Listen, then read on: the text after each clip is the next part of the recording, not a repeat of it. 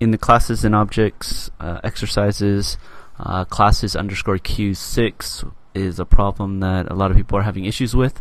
And the question is if you're given 3 points on a circle,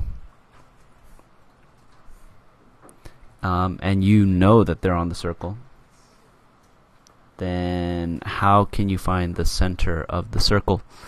And if you do a little bit of searching around, you'll come to realize that if you connect point A and B, and you can connect point B and C, you can find the center of the circle by finding the perpendicular bisector of the midpoint of A and B,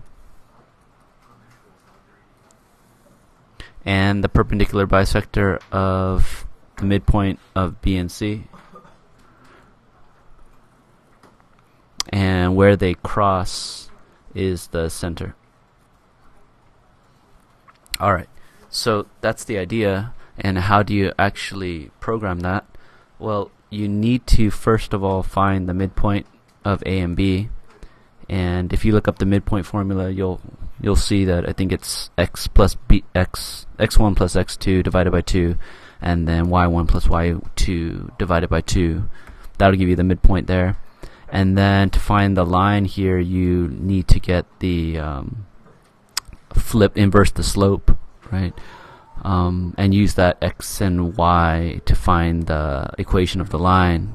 And then so you'll find line 1 and you'll find line 2, and then let's say we have a y1 is equal to m1 plus x1 plus b, and then we have a y2 is equal to m1 x2 plus b2, right? So then we have these two equations.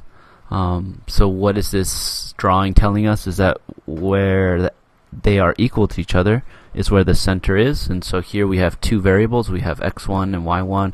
We have x2 and x1. y1, x2, no, I'm sorry. y1, y2, x1, x2, right? So those are our variables here. But what this is saying is we want to find out what x and y are when they are equal to each other. So what we can do here is we can assume that y1 and y2 are equal, set these two equations equal to each other, plus b1 is equal to m2 plus, no, x2 plus b2, right? So set them equal to each other, and we know that the x's are equal to each other, so we can solve for x here. And then once we have x, we can go ahead and plug it back into either there or there, and we can solve for y, right? And either y is fine because they are equal to each other, and then we will have the center of the circle.